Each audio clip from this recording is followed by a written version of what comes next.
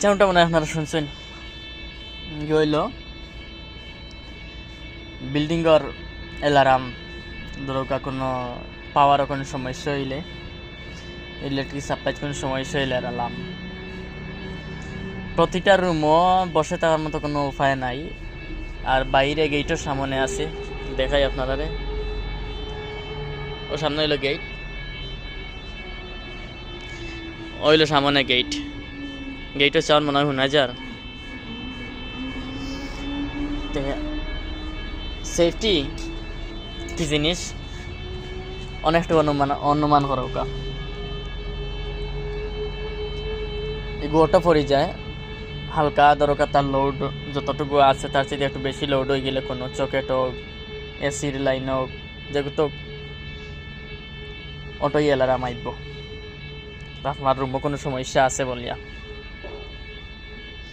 তো আমরা দেশে তো আর এরকম সব মানুষের সম্ভব নাই।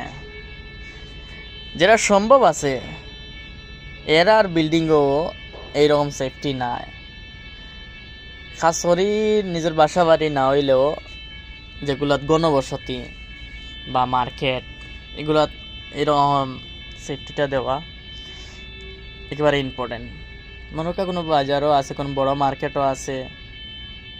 বড় মার্কেটে তো অনেক মানুষ থাকে, মানুষের কারণে শোনা যায় না। না শোনা গেলে এই জিনিসটা করলে যে যে যে যে চাউন দেয়, এই চাউনে মানুষ এমনি ভাগে লইয়া কইব আগুন ধরেছে, আগে যান বাঁচাও। আর আমরা দেশও বড় বড় বিল্ডিং এন বানায়, উপরতলাতে আগুন দলে নিচতলা খবরও হইতে পারে না, বা নিচতলাতে আগুন দলে উপরতলা মানুষের খবরও হইতে পারে না। এগুলো নিয়ে আসলে দেশে একটু সচেতন হওয়ার দরকার। ঘুষখোরের দেশ এখন তো আমরা মানি, তারপরে করবাই গেতাম। আমরা যদি বর্তমান প্রজন্ম সবে যদি চেষ্টা করি, দেশটা মানুষের পথে আইব। ও মানুষের এত গেছে, তো কিচ্ছু করার নাই। নতুন প্রজন্মর সব তো আর ও মানুষ নাই। আপনারা সবে মিলিয়া দেশটারে মানুষের পথে আনৌকা আশা রইল আমরা।